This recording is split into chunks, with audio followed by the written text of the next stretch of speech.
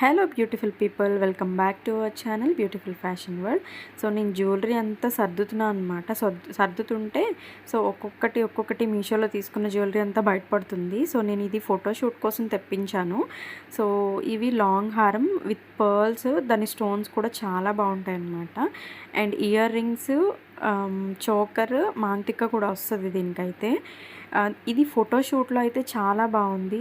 ఇది నార్మల్గా తక్కువ ప్రైస్ లాగా కనిపించట్లేదు అనమాట ఫొటోస్లో.